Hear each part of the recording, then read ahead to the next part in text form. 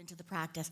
Not to cease being present for the things that are needed, but to go into a realm and into a place where you let go of identities, right? You let go of identities and roles and go deeply into the spiritual practice. And I want to thank our Mary Magdalene sisters and brothers, because we have a group here that has taken the deep dive into the Gospel of Mary and the work of Megan Watterson, who is a Harvard-trained theologian. And so I got to spend the last weekend with her at a sacred retreat and diving in with a community of individuals that are looking deeply at her work and that gospel. And I'm really struck with how resonant it is with the unity teachings.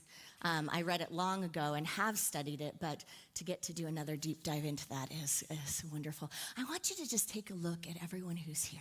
Just take a look. This is the community of consciousness. These are the beloveds that are next to you on the path and in the practice, having and holding intentions to be awake, aware, mindful. And it matters, doesn't it matter? It matters. Would you, in your own way, either by just giving a wave or giving a namaste, just look at someone around you so they know it matters. And thank you. Let's open this morning together in prayer. So we breathe into this sacred space, knowing there is one power and one presence, one love, one light, one good. It surrounds us, it indwells, it enfolds. It is the very fabric of nature itself, the creative force, the creative flow. And we can trust it. We lean into its essence because there is nowhere that it is not present. So we acknowledge our path, we acknowledge our humanity from head to toe. And we acknowledge our soul from center to circumference. And we acknowledge the sea of goodness known as God, love, and that which needs no name at all, in which we swim, move, live, and have our being. And so it is. Namaste. If you're here for the first time, or you are back and you haven't been here for a while, just give a little wave. We're so glad that you're here. If you are here for the Empower Retreat and you came early, maybe to see some Linda music and to get to experience this community, give a little wave. Yes, thank you for being here. If you are here because you adore Reverend Robert Brummett and his sacred teachings, give a little wave. Yes. And if you're here because you're joining in membership for the first time, give a wave. You can actually do it, stand up and dance around if you want. In unity, we believe in one power and one presence. God the good, omnipotence. We see God as love, wisdom, and divine mind. We honor all spiritual practices and the diversity of paths that lead to enlightenment and awakening. We believe that we're born blessed, and through meditation, affirmation, and prayer, we remember this truth. It is through the law of mind action that we create harmony and unity in our lives and in our world. Those words are our practice. So I invite you to take a deep inhale and exhale as we arrive this morning for our spiritual adventure, yeah? Let this sanctuary be open. Let our hearts be open to the beauty of humanity and divinity rolled into one in this expression that we call life. I'd like to invite up our young ones for Spirit School. Come on up just right here to the front. You can see we don't have the stairs today. So come right on up here. And I invite you all to put a lot of love in your hands as we bless our littles. Beauties of light. We love you, we love you, we love you. Thank you for showing us your beautiful faces and your hearts. If everyone can just take a moment and ground yourself in this. You feel this right here, right now? What's going on right here, right now? It's huge. Yeah? Together, let's know. I was going to say let's know our blessing, and then Bubby, Excuse Reverend me, Bubby, interrupted. pardon me, excuse me. I have a public service announcement. My name is Reverend Brenda, and I'm one of the ministers on staff here on this holy ground. And I don't know if you know the date today. Can you say it out loud? Well, it's August 30th, but it's really September 1st in my mind. I think I know what you're saying. September 1, that's a big number, because on September 1, 2026, Rev Erin will have served this spiritual community for 15 years.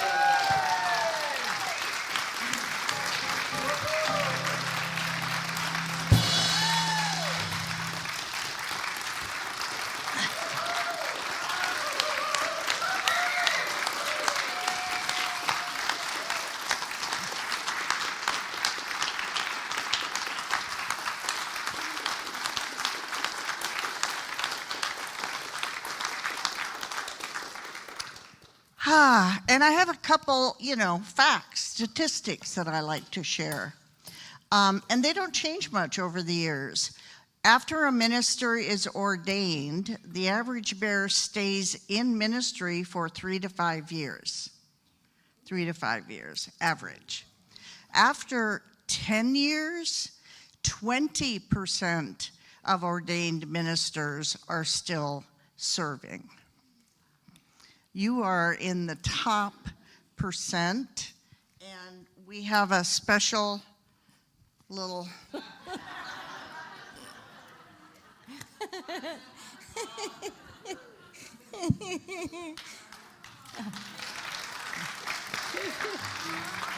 I was thinking, you know how I am about regalia. I don't need it, but this is good. I'm not so sure that you have an idea of what a rock star you are, my friend. And I mean that in all sincerity. I am in awe of how you do this life. I'm in awe of your personal spiritual practice, and I am honored to be by your side for the first 20 years of your ministry path. Here's to the next 20, eh?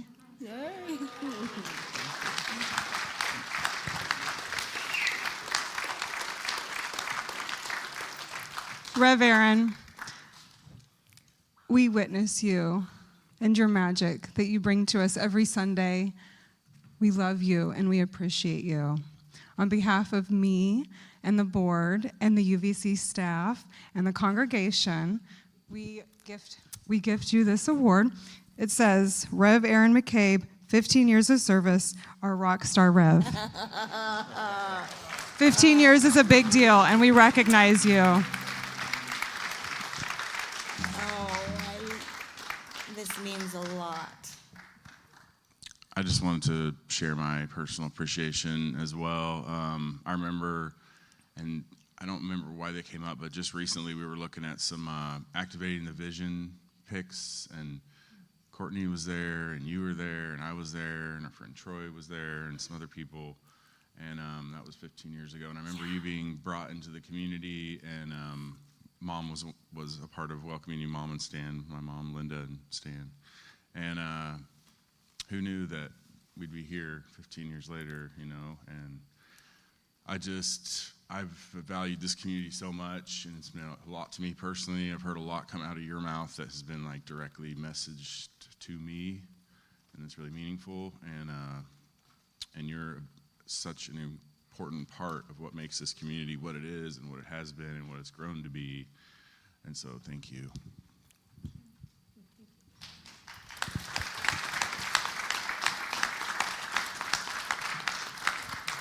Rev Erin, I'll speak one more time on behalf of the staff. When my wife Aisha and I moved here 5 years ago, we had 7 Unity churches to choose from. And this one was the furthest from our home. And we came here because your consciousness and your stewardship created an energy unlike anywhere else we've ever been. So we acknowledge it. I acknowledge you for allowing yourself to be vulnerable right now, because I know that this is not your comfortable spot. And for creating something special. The Reverend J.T. Thurman sent a special email after he spoke, and he said, something special has been created in this space, and let Reverend Erin know. Thank you.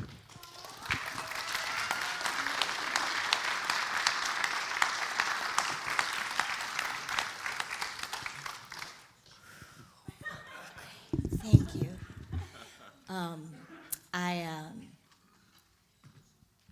I am just so grateful to know that what's special is that we're all listening to the same hum, and how powerful that is to be able to come together with each other and create this community, because it's a community and it's alive. And that's an incredibly sacred thing. So thank you for having me on your spiritual journey. And I can't imagine, you know, but like it says rock star, and I just do love that. So thank you for knowing me. I'm having flashbacks to one of my first Sundays. There was a pumpkin decorated, and it was like drinking a glass of wine or something. And I was like, what is this church? I'm home. So this is for all of us. You know what that represents? You guys, that represents, our unity. That represents the light that's in each one of us, and the spiral of consciousness, which is our minds and our hearts and our souls together. So when we see that, we remember who we are, that we are God love. We are God love and great good. So before we bless the kids, let's give Reverend Erin that blessing right there. Everyone in the congregation, rub your hands together, send that energy her way. We love you. We bless you, and we appreciate you just the way you are. Thank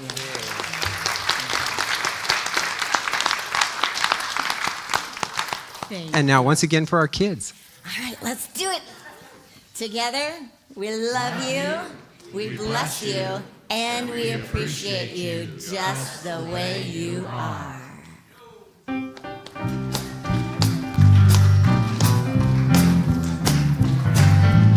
This little light of mine, I'm gonna let it shine. This little light of mine, I'm gonna let it shine. This little light of mine, I'm gonna let it shine.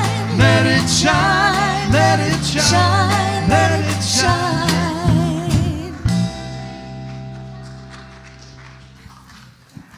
So we have a beautiful day here today planned, and I want to start it by acknowledging our new members. I love acknowledging the new members, because I love also saying that unity is not a membership kind of thing, is it? Raise your hand if you're like, I'm a member of a lot of things, right? Or do you kind of go with your own path, with your own intuition, and let Source guide you everywhere you are, yeah? It's an incredible thing when such independent thinkers, such practitioners come together in spiritual community. It's an incredible thing, because you know what? There is no guilt or shame for not doing it. There is no one telling you what to do or how to do it. There is an invitation to develop together. There's an invitation to support others in community and to create something that otherwise wouldn't exist.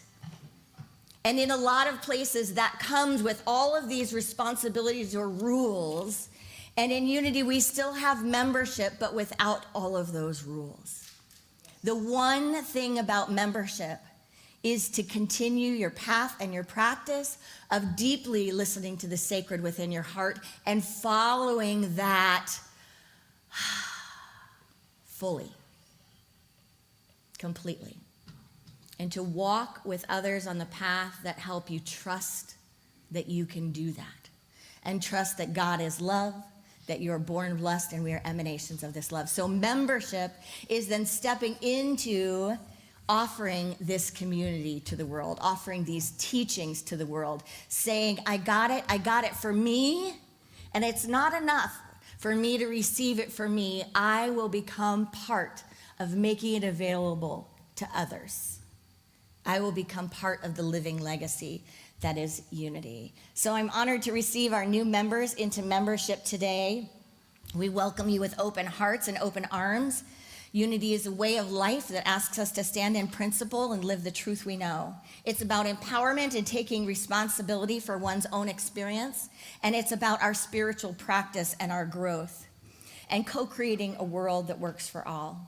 We make no claim in unity that we are the only path to follow. Instead, we pray, knowing the living Spirit is guiding each person to their right and perfect spiritual community according to their consciousness and development at the time. So we come together to mutually benefit each other, to minister effectively to one another and to the world, to hold that God is love and that we are born blessed, and to stand on that truth and let everything be enveloped in that. So our friends today have chosen to make UVC their spiritual home.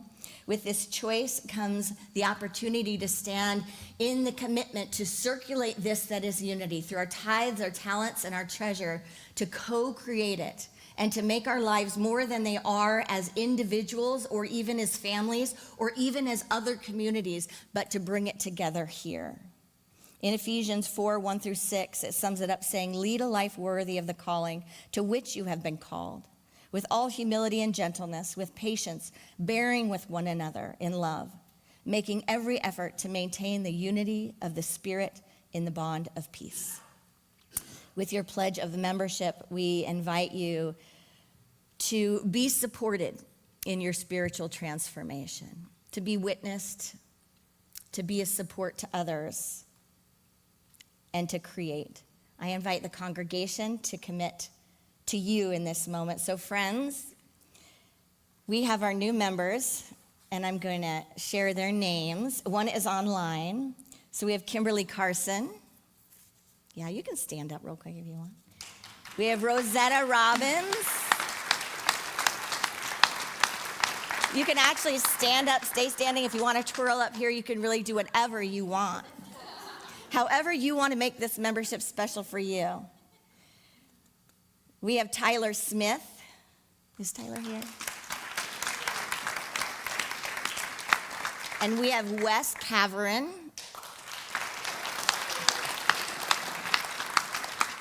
And online we have Whitney Leon.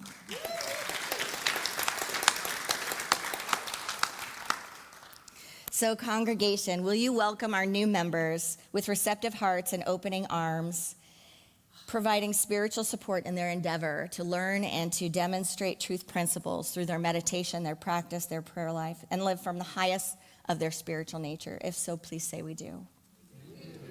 New members, are you willing to join your prayers, your spiritual nature in this community with these individuals here in their endeavor to study the truth principle and live from their highest nature and co-create this community we call unity? If so, please say we do. We honor your past and the present that's brought you to this moment. We honor your ability to discern truth and to live your spiritual truth. We acknowledge your direct access to this wisdom of the heart, and we give thanks for your faculty of discernment and that ministry that flows from you. We're grateful for your ability to listen and speak with wisdom, and we're honored that you've chosen this spiritual family as your home. So I'd like you to come on up to the front, and I'd like to invite our board members, Adam and Courtney. Come on up. All right. And remember, this is unity, so you can edit the words if you need to, according to your heart. I dedicate and consecrate myself. This is for you guys. I dedicate and consecrate myself to the will and the work of the living Spirit of truth and the unfoldment of my divine potential. as a spiritual leader of this community, it's my honor on behalf of the Board of Trustees and the whole community to welcome you into membership.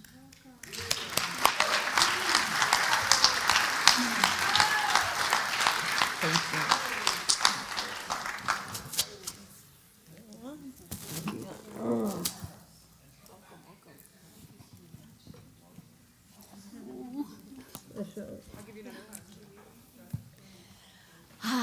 And I would just ask everyone today to just think about your introduction to unity. You know, when it first came to you. It's a pretty special thing, isn't it? And we're the ones, you are the ones, we're the ones here keeping it alive and bringing it into today and tomorrow. Namaste.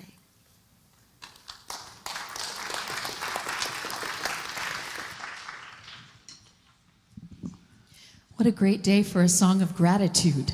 If you will please join me. I'm Reverend Melinda Wood Allen, very happy to be here with you this morning.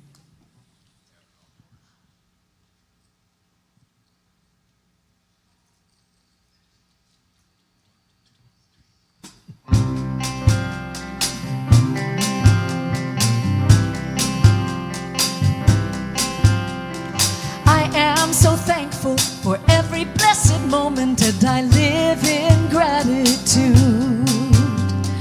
My heart is open, my spirit is rejoicing, and I live in gratitude. I give my thanks to God. I give my thanks to God. I give my thanks to God. I give my thanks to God. You know it now, so you gotta sing it. I am so thankful for every blessed moment, and I sing in gratitude. My heart is open, my spirit is rejoicing, and I sing in gratitude. I give my thanks to God. I give my thanks to God. I give my thanks to God. I give my thanks to God.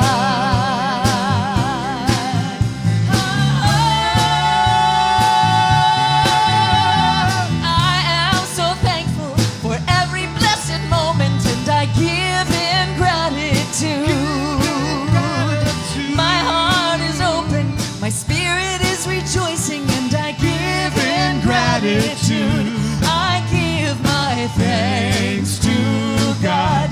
I give my thanks to God. I give my thanks to God. I give my thanks to God. I give my thanks to God. I give my thanks to God. I give my thanks to God. I give my thanks to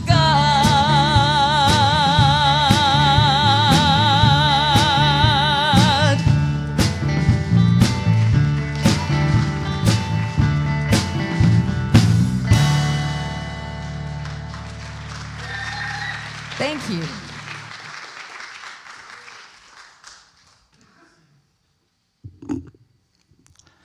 Good morning. That was beautiful music. Thank you so much. Hello, I'm Chris Hudson. If those of you who don't know me, I've been a congregate here for just about 2 years. You can usually find me at deep dives, actually at the welcome table with my wife Grace today. So stop by and say hi. I just wanted to give a shout out this morning to my daughter Imogen, who is not in here. She's not usually in here, so you don't get to see her maybe, but she's with the little ones every Sunday. She turned 16 this week, so I just want to give her a shout out for her birthday, and I want to thank her because she's the biggest reason why I'm up here today. So anyway, thank you. You're invited to download the Unity Village Chapel app from your app store. Search for Unity Village Chapel and download. Open the app, tap the OOS tab at the bottom. There you can follow today's order of service, view announcements, and stay connected. You can also share your prayer requests on the prayer wall, where our ministers, prayer chaplains, and community hold sacred space with you. Please take a moment to mute your phone and anything else that might make noise. Let's now experience daily word wisdom as a reflection for our shared practice. Sunday, August 30th, 2026. Let go, let God. I imagine wonderful new possibilities when I let go and let God. There were times when I wanted something so desperately that when it didn't happen, I sank into bitter disappointment. I told myself stories that left me stuck and resentful. It wasn't fair. It was a mistake. I missed my last chance. I have come to look at those episodes in a different way. Now, when faced with an unwelcome outcome, I resist self-pity and let go and let God. I release my rigid expectations and use my imagination to envision all kinds of possibilities. Freed of the need to control, I trust divine order and divine timing. Letting go and letting God is my way of living my faith, welcoming grace, and believing the best and highest outcomes are unfolding. I let go, let God, and know peace. Open my eyes so that I may behold wondrous things out of your law. Psalm 119, verse 18.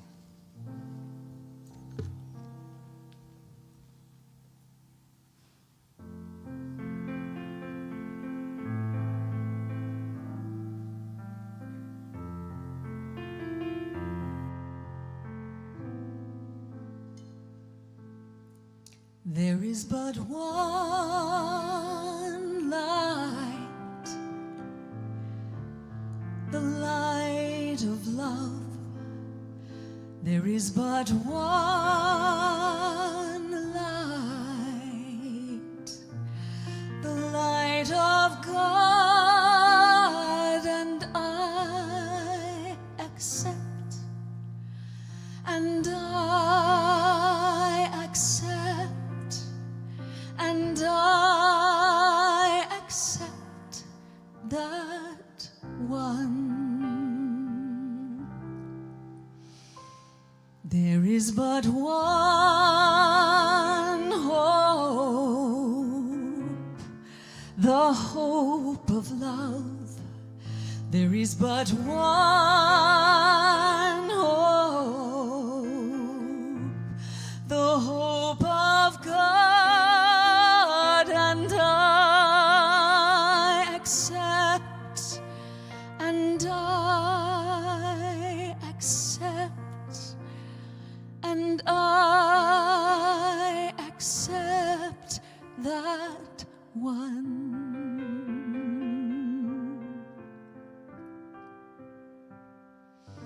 That one is God.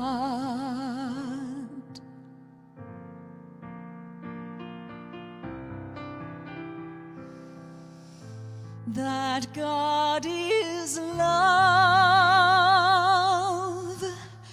There is but one life, the life of love. There is but one life, the life of God, and I accept, and I accept, and I accept that one light, that one hope, that one life, that one love,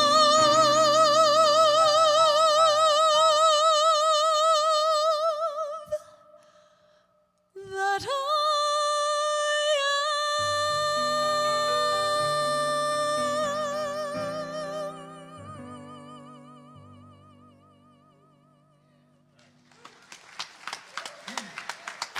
am.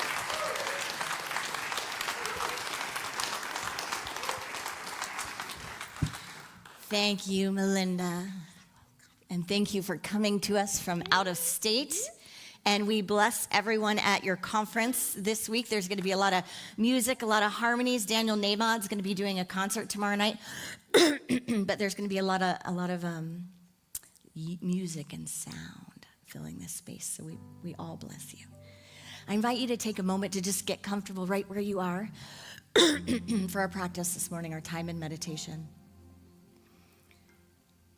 Our time of coming home, inward, into the heart. For those of you who may be new to meditation or new to unity, there's no right and wrong way to meditate. So we take a breath and we arrive with the first breath.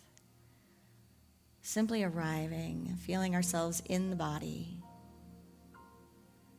noticing the body temple, coming home to it, acknowledging that it is sacred,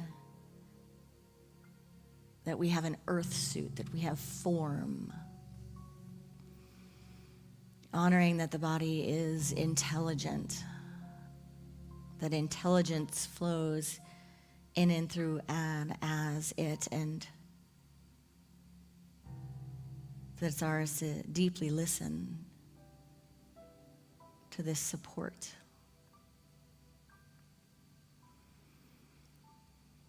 We take a deep breath, remembering who we are,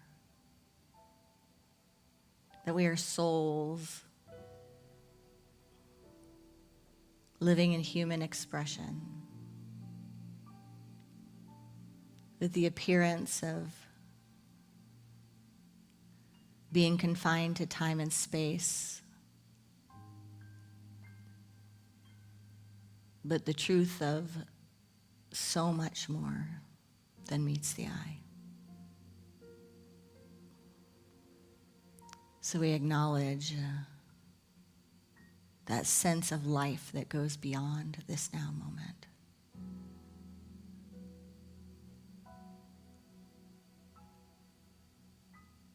And we acknowledge the oneness, the great good, the love in which we all live and move and have our being.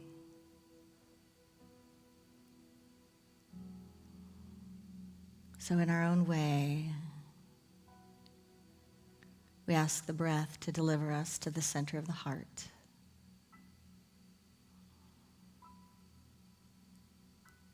Simply clearing the mind and being fully open.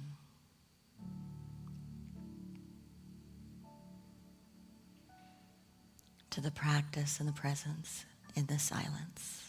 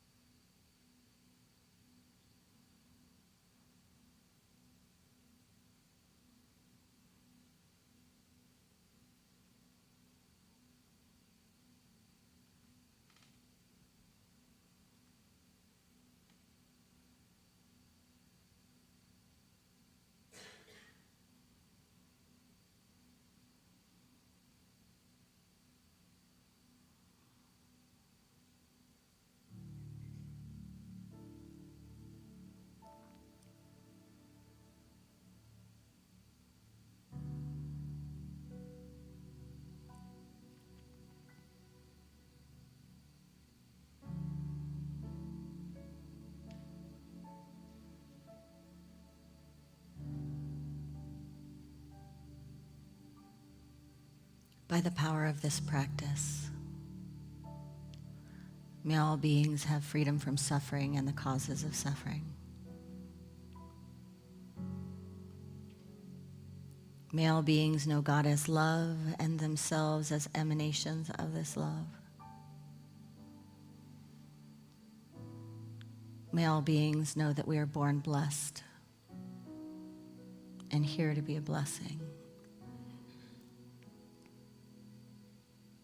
In honor of the lives we've been given and the time and the form we give this life. Namaste.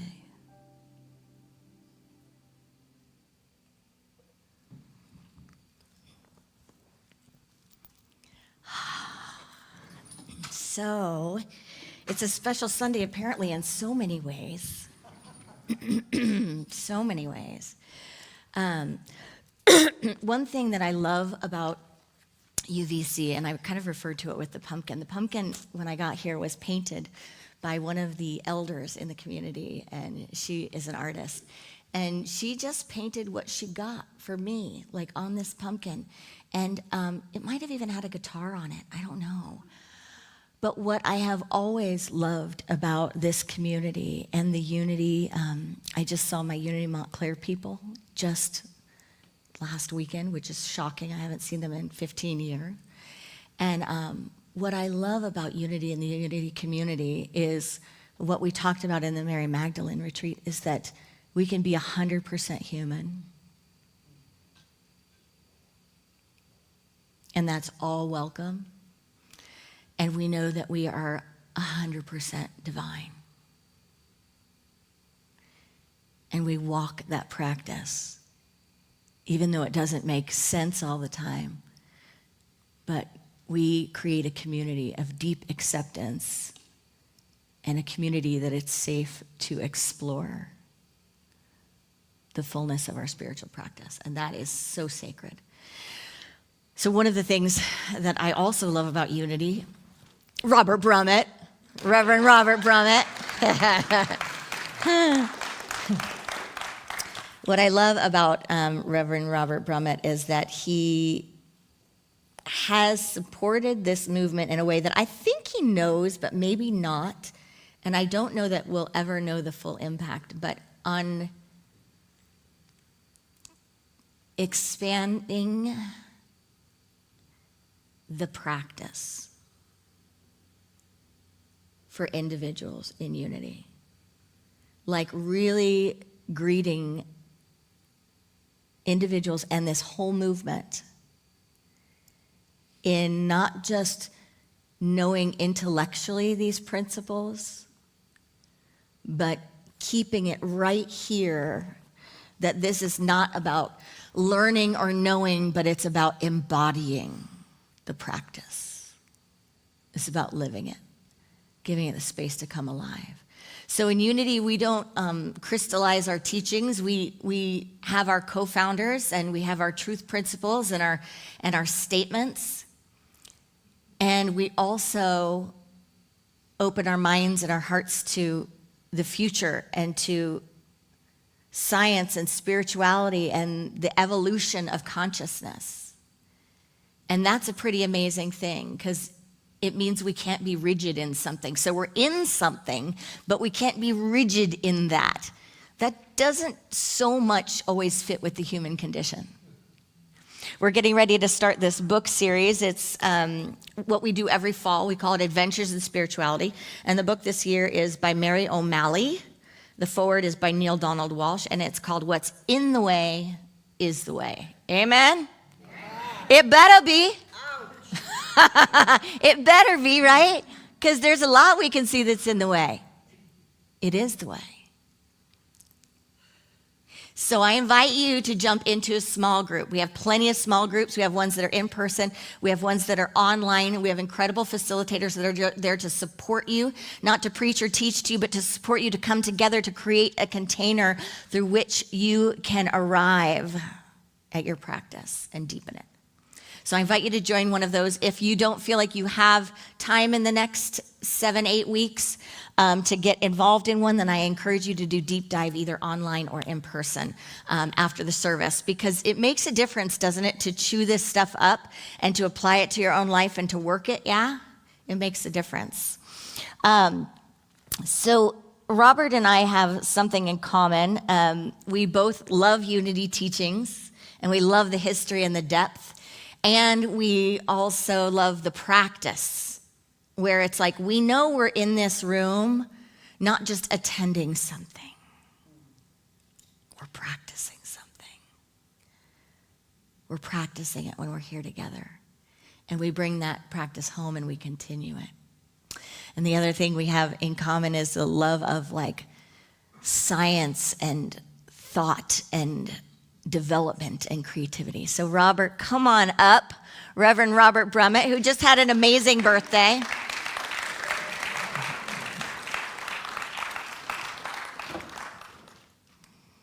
I'm going to put this way so it's universal now. All right. So I don't know is there anyone that doesn't know Robert Brummett? If you don't know Robert Brummett, grab the book, Finding Yourself in Transition, at some point. Is that good, do you think? Works for me. Okay. Is that good for you? Okay. Can you hear me okay? But Robert has authored many books, the latest of which is one that's like an online book that he can continue to edit and develop. So you can access that on his platforms. But he was one of my teachers in ministerial school and continued to be one of the greatest supporters of a whole bunch of unity ministers and ministries, as well as congregants, really trying to work the practice and embody it. And I remember one time, I was going to say this at your birthday, but I didn't, because there was so much beautiful sharing at your birthday. But we were talking about things we appreciate. And I remember in school, getting done with school, and I remember going to Robert because he has a way of going straight to the point of something in spiritual counseling, where sometimes I cannot be in my body, like with something. I can be in my head, thinking about something. But he has a way of just saying a couple things and dropping you straight to the heart. Like if I could intellectualize and like I cry about this when I'm at home, Robert, and it's a real struggle, but right now I'm talking to you about it intellectually. And he can just ask one question and you're like, oh, there it is. And you're in it. You're in it. You're so in it, in the moment. And I remember coming to him at the end of ministerial school, or, after like a counseling class or something, and being like, so Robert, I need that list of questions. I need can you write down, can I have what the questions are that you use, that you ask? Because it's so good. And I'm going to need that. And you just looked at me and took a breath and said something like, it wouldn't help you anyway, because it's the practice. You have to develop the consciousness. You have to get into the flow, into the moment. You can't bring something outside to the moment and expect it to do something for you. It's not the thing, it's the consciousness. It's what you bring, what they bring, it's what the moment, and it's deep listening. And if that wasn't the greatest gift, the most terrifying gift, but the greatest gift that you've given to our movement and to me, I love you. So we're doing something a little special today. We have the honor at Unity Village Chapel of being at the homeland, being at the Unity Village, and to bring what is evolving and emerging in unity to the world, and to embody that, not bring it as an intellectual idea, but to embody it. So, Robert, you're here because we're launching something, just like we're launching the book series. We pick a book. We have a lot of old school unity books, right? But we pick a new book every year to explore because we're looking at the edges of thought. We're looking at different ways the practice is embodied and for different modes of how it can become awake in us. So that's why we do the old school and we do what's new.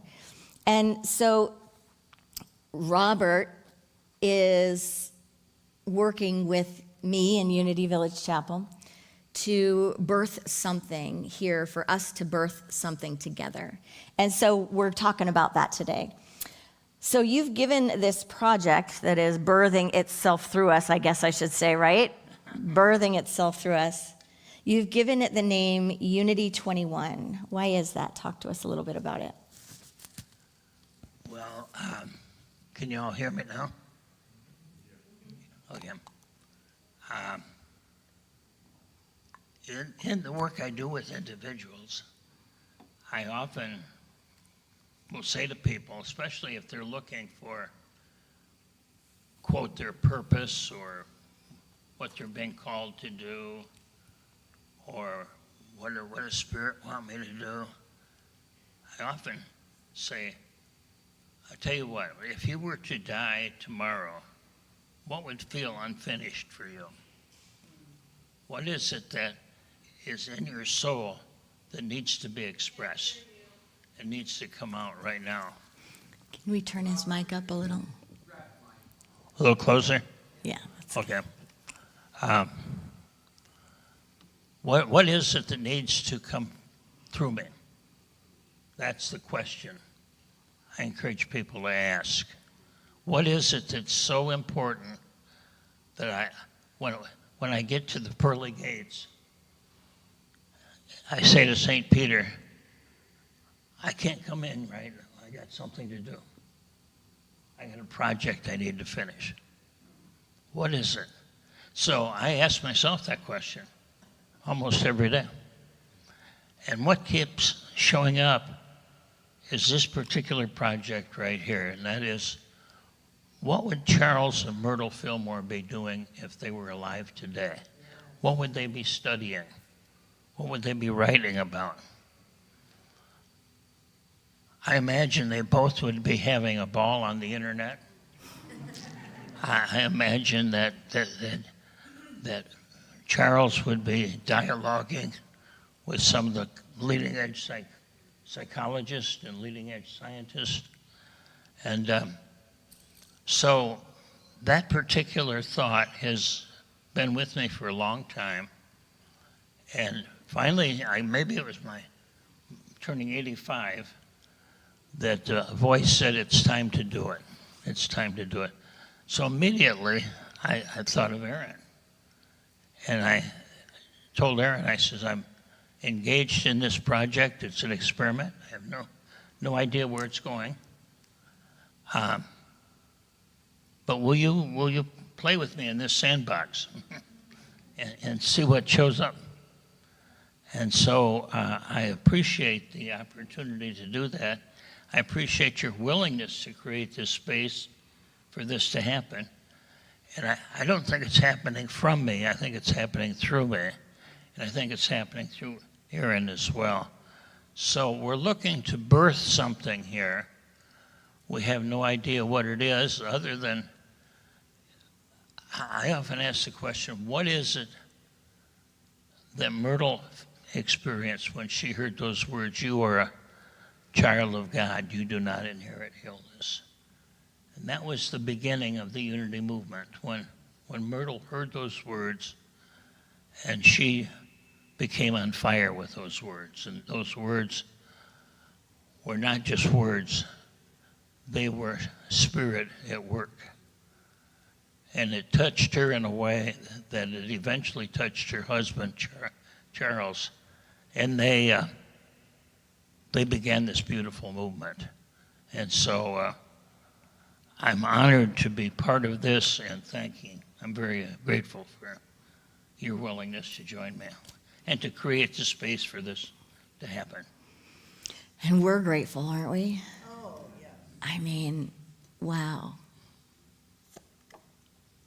Right now, in this time and space, with each one of us here in our earth suits, that right now is the time and space, and this is our divine appointment. So, Robert, you talked a little bit about Charles died in 1948, and he was at the cutting edge, and I would say definitely beyond, right? I agree. Because there are things that have come up since his time Oh, yeah. that have emerged in science Yeah. and psychology that really at his time were simply his diving into source and diving into meditation and diving into the practice and meditating with world religions, meditating with sacred scriptures. You said that the advances that have been made since then are mind-boggling, that the sum total of human knowledge in 1950 was less than 10% of what it is today, and that today all human knowledge is doubling in less than 1 year. Isn't that mind-boggling? Yeah. Yeah. So the world has changed a lot since 1948. The truth has not changed, the capital T truth, but the way we understand it has changed. And so my intention is to work with Erin, play with Erin, see what emerges in terms of what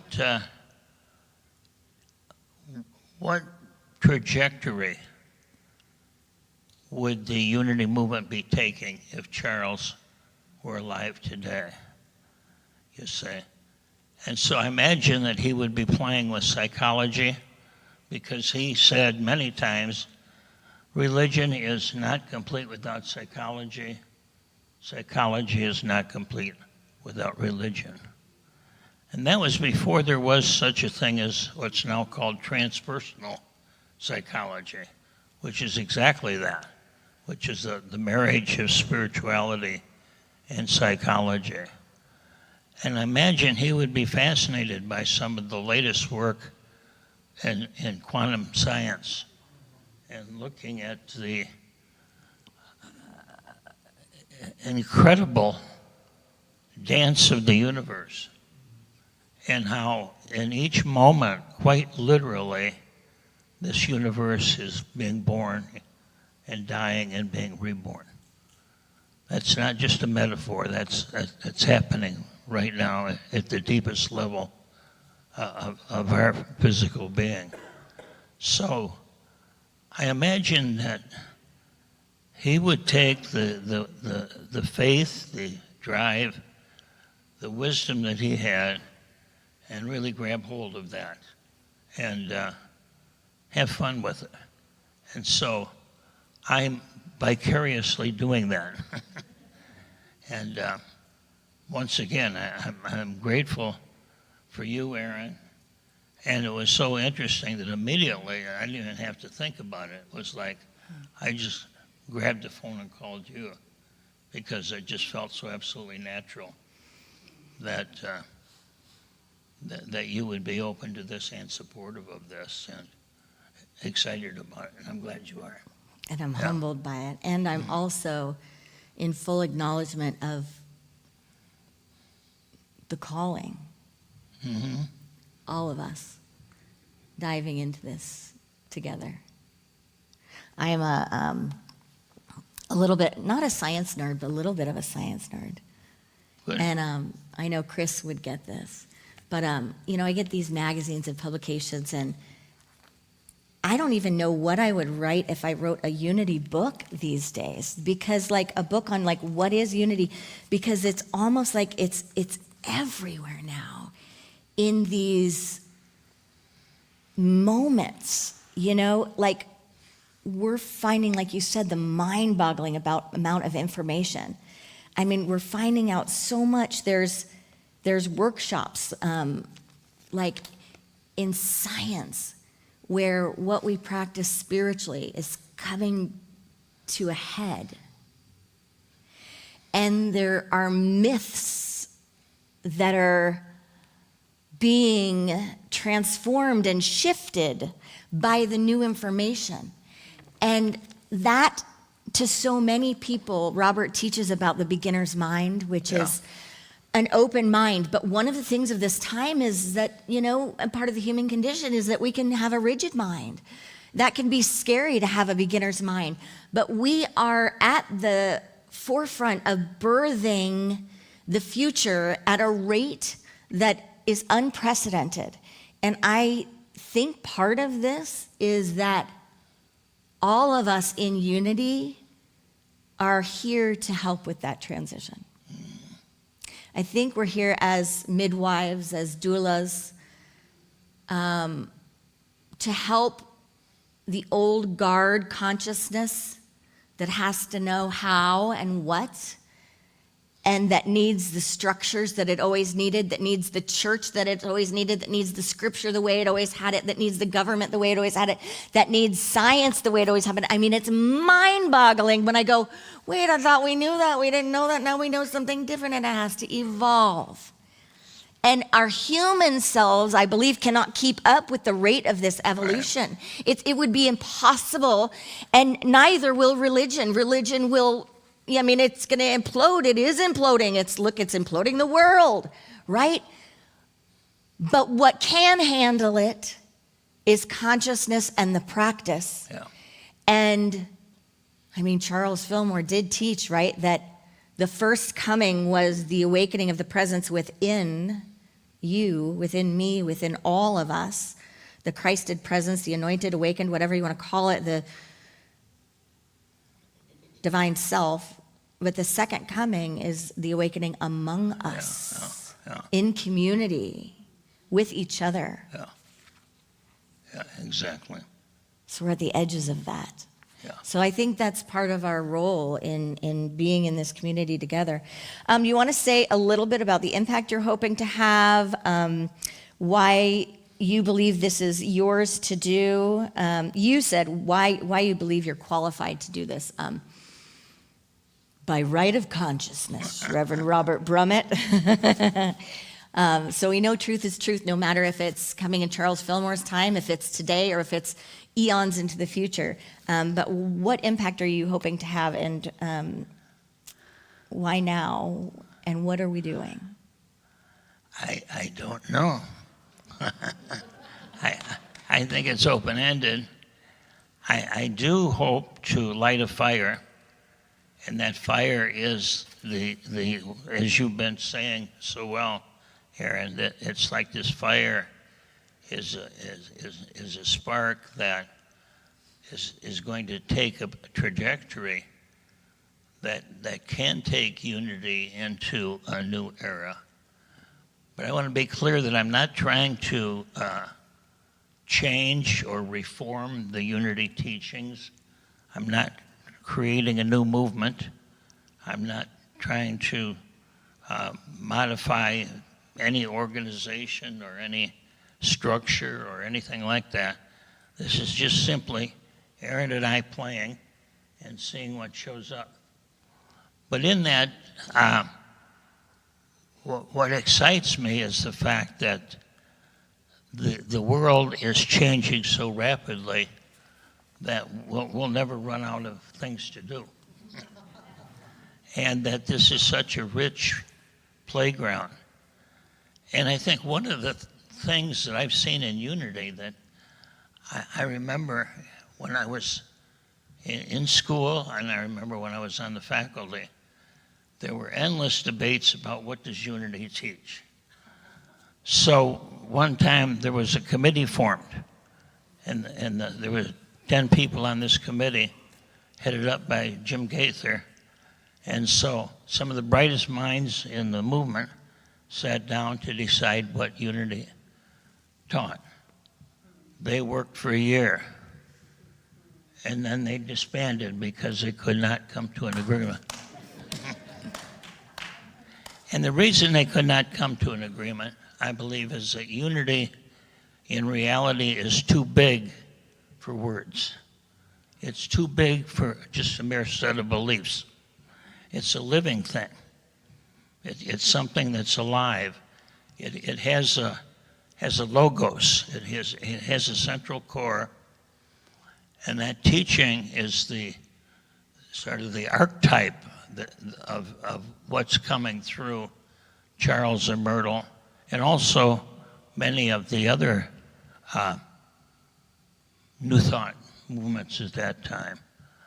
And I believe Charles and Myrtle had the deepest connection with Spirit through the Bible, through the teachings of Jesus. And it's so interesting that Jesus said to his disciples, "These things that I do, you shall do also, and even greater things shall you do." So it's like, I'm sure they said, how could we possibly do greater things? And we can do greater things simply because we live in a world that has access to information and technology that was not available at the time of Jesus. It was not available at the time of Charles and Myrtle. So I think this is a wonderful opportunity to co-create. And it's interesting, we got a male-female team here. We got male-female energy doing this dance.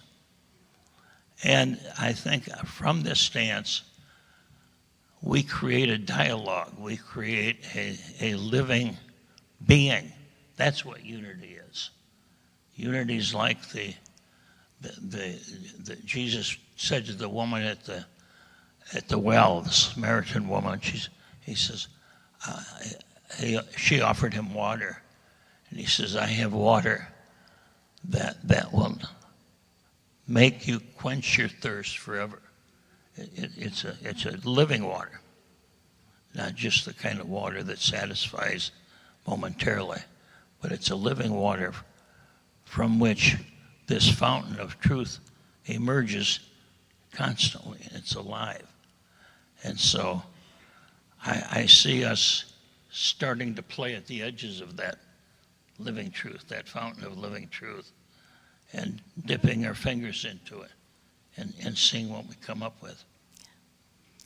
Thank you, Robert, and thank you for discerning and choosing us and choosing this space, because I think the call for each one of us is to take the dive in a real deep way in our own consciousness. Yeah. And I spoke here a couple times this summer, as you know. And the last time I spoke here was really, I was beginning this experiment at that time when I talked about the horizontal and vertical methods of growth. Horizontal meaning it changes our life at a more or less superficial level, but we don't change our identity. We keep the same ego structure. We keep the same sense of self. That's what horizontal change is. Vertical change is just turning who we are upside down and inside out and realizing this is not who we really are. And it's finding that who we are is the Christ within. That's the horizontal change, you see.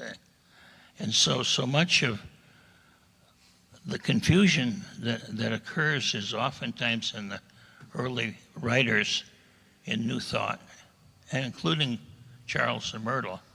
That distinction was not made clearly, and it was confusing to some people.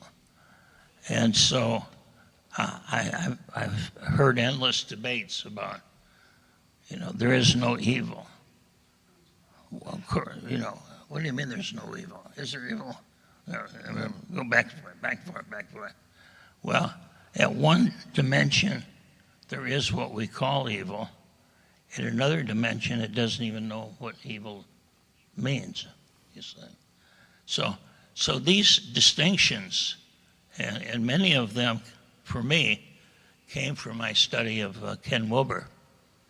And he's just one example of the many mental technologies as well as the scientific technologies that have arisen, as well as psychological. The next thing I'd like to talk about would be some of the work of Carl Jung and the transpersonal psychology and how that fits into the unity picture from my point of view. Yeah.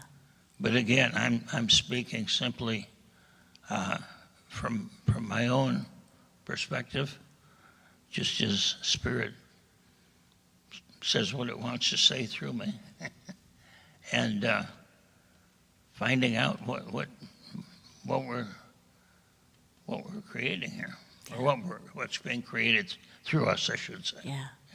That's really what's happening. Because we're just the vehicles for something else. But again, I want to be real clear. I'm not trying to create a new movement. I'm not trying to reform unity. This is not Unity Reformed Church. This is Unity Village Chapel, and it's Updating and engaging the teachings with what is here today. yeah. And embodying the practice. You can't be around you without going, and it's even as much as we explore, it's about embodying the practice. The recognizing that the human and divine are not only one and the same, but it's the human that is really looking out. It's the divine that's really looking through our eyes at what we call humanity. And we see humanity when we look out, but when we look from the eyes of Spirit, it's very different. And each moment is Spirit's at work in everything we do, in each moment. And it's like each principle we discover is a roadmap, but that roadmap is simply there to guide us along the journey. A map is of no use if we don't take the journey. You see, if we simply study the map, and I've seen that happen so often. We as they say, we worship the maps, we worship the road signs, but we don't take the journey. And I think that's the key that you have brought to unity that I have seen in my lifetime, is you've kept that at the forefront for the movement. So, namaste. Thank you so much.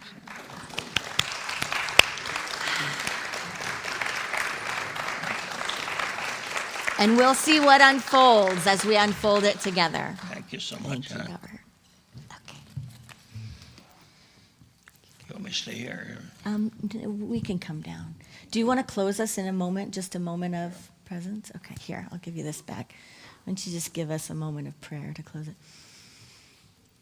I smell incense in the room. I know I couldn't possibly smell incense, but do you smell the incense in the room? I told Erin too, this congregation, I believe, is ready for what we are doing. And I can feel the energy.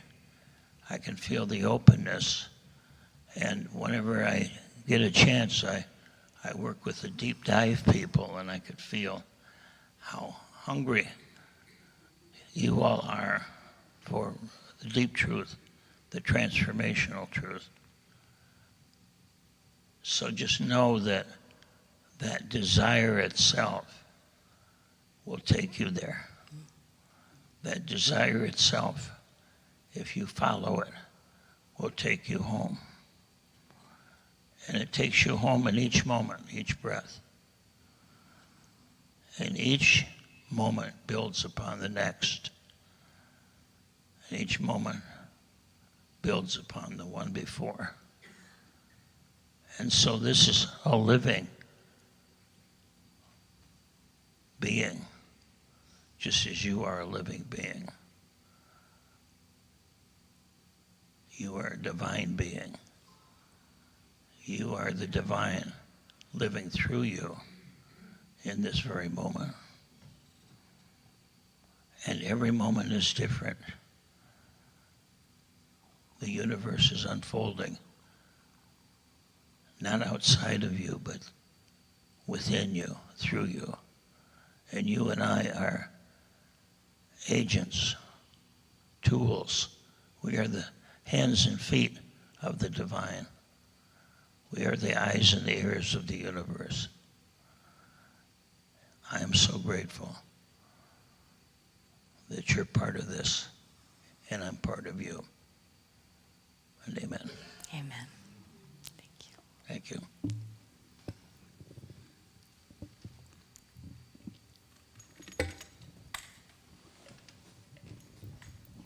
So I love how Reverend Erin keeps talking about the practice. It's about ultimately what we do with what we know. And so this is kind of a silly song about that very thing, taking personal responsibility.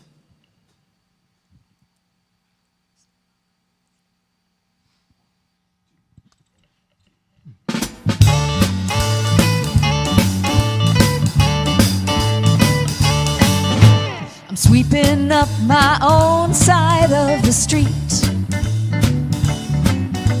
I'm clearing out the clutter, pulling up the weeds. I'm taking care of my own stuff, finding I've got quite enough, just sweeping up my own side of the street.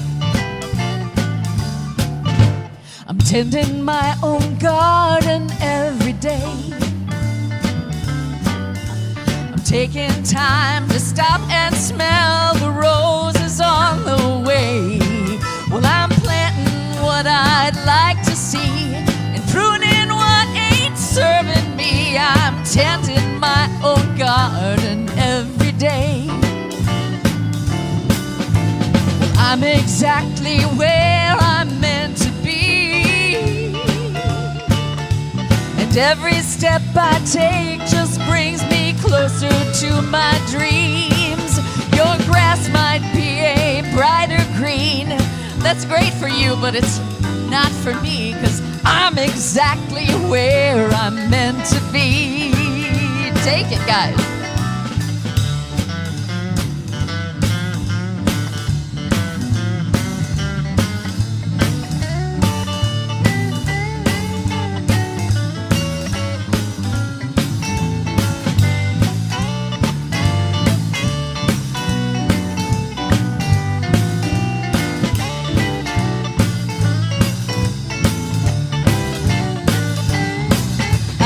Gonna be the one to cast a stone.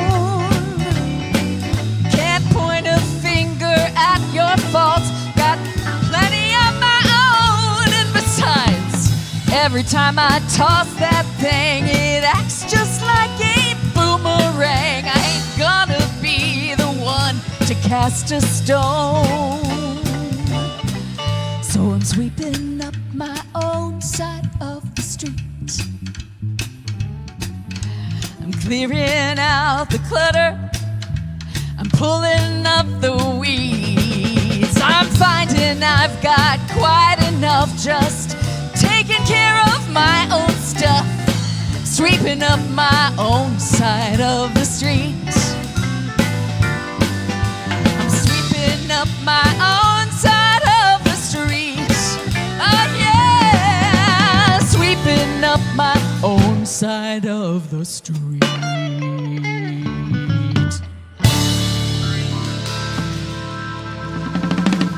Thank you. Thank you. Thank you, band. Wow, thank you. Beautiful music. Thank you to our UVC band, Joe Cartwright, Todd Gillette, Steve Ragazzi, and Melinda Wood Allen for today's beautiful music. Scott Mize on guitar. All right. Thank you, Rev Aaron and Rev Robert, for helping us remember that it's all about living it, embodiment, and being in the moment. Also asking the question, what would Charles and Myrtle be doing right now? And that, you know, we're evolving right now as we speak. So thank you.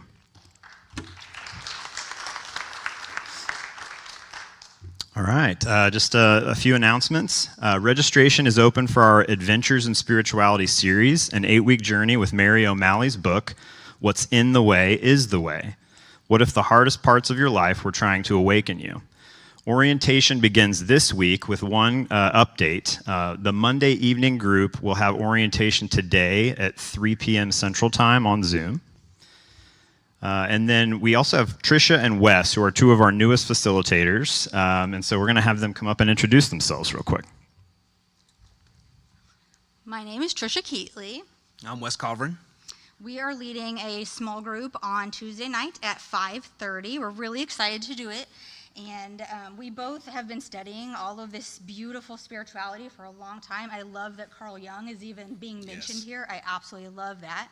The neuroscience and spirituality of all of it. We've started reading the book, and it is really good. And I will say she talks a lot about the meadow, and I want to be in the meadow more often, is all I have to say about that. Yes, most certainly finding our way in deeper and understanding ourselves and understanding how to find peace within ourselves. So it's been a fantastic read thus far, and we're looking forward to the experience.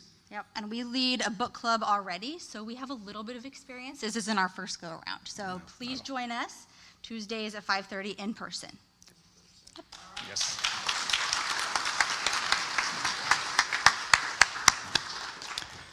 All right, and again, you can sign up for their session and any others online.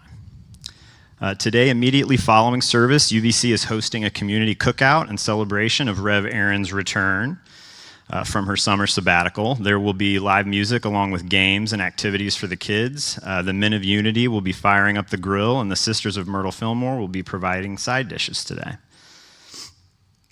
Join us this Thursday at the Fillmore Cafe from 6 to 9 p.m. for the Village Mic. Whether you want to share your talent, cheer on performances, or just enjoy good company, come hang out with us. It's a great time to connect with friends and be entertained. The Empower Music Festival in-person concert package is now available for the concerts taking place August 31st through September 3rd. The concerts are $20 at the door or $50 for all four. And then come and be part of Kindred Spirits on September 19th from 5 to 9 p.m. at the Fillmore Chapel. Woo! It's a vibrant night of connection, creativity, and community with live music, interactive games, a glowing labyrinth walk, and soul-filled conversations.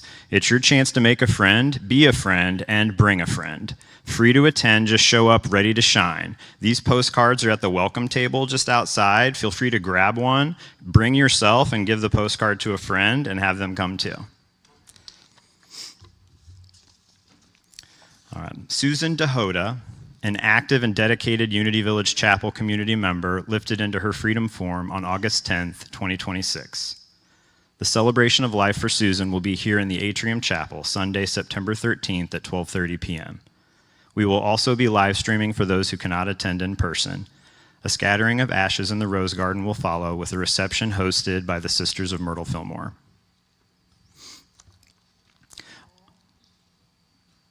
On Sunday mornings in September, our board member Carol Anderson is receiving animal shelter donations. Please help shelter animals get the comfort and care they deserve. You can see a complete list of donation items in the weekly newsletter or at the welcome table today. All right, and join us for Unity World Day of Prayer on Wednesday, September 9th, in person and virtually, as we gather in prayer, fellowship, and sacred celebration. For those attending in person, there's an art show and reception beginning at 6 p.m. in the R.D. Goppert Center. At 6:45, we all gather in the lobby of the center, and local ministers and spiritual leaders join Silent Unity Prayer Associates in a meaningful open processional carrying baskets filled with prayer requests submitted from around the world. Following the processional, we will pause together to bless these baskets and begin the 24-hour prayer vigil. Full details and registration for all events mentioned are available on our website, the UVC app, and in the weekly e-newsletter. Let's see, do we have a prayer chaplain today? I think they're all getting ready for the... They're all getting ready for the celebration, all right. I have one thing I'm going to... Sure, go ahead. I just want to do a shout out. Vernon, please stand up. And I'm not sure if Jody Voss or Anna is here. Stand up, please. So when you go out for the barbecue, in addition to the wonderful cooking and food, we've got tables and chairs to sit on because these three individuals gave of their heart. And we've had an ongoing experience with Unity, sometimes for our cookouts, there's not enough chairs available because this campus is so busy. But this gives us the opportunity to be independent, to have our chairs and to have tables, and especially because of Vernon, tables were very difficult to move around, and he purchased 10 8-foot tables that fold in half and go on wheels so that we can have events like this. So please give them a round of applause.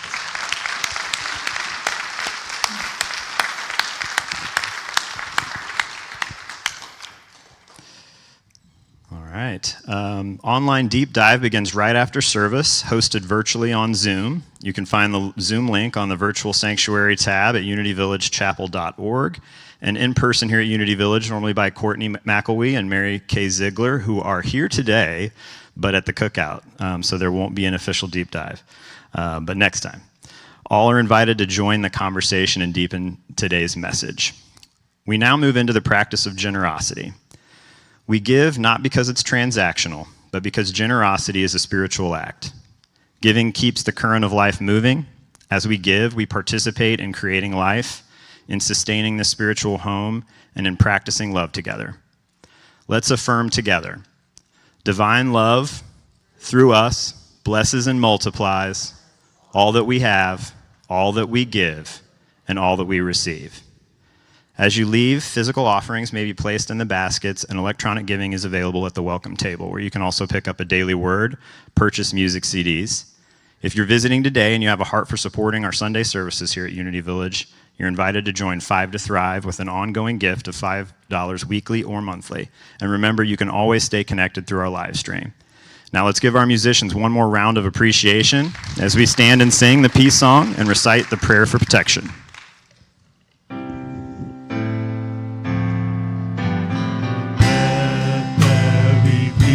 On earth, and let it begin with me. Let there be peace on earth, the peace that was meant to be, with God as creator, family all are we. Let us walk with each other in perfect harmony.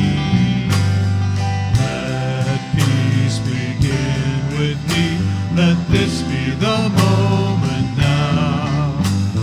With every step I take, let this be my solemn vow. To take each moment and live each moment in peace eternally. Let there be peace on earth, and let it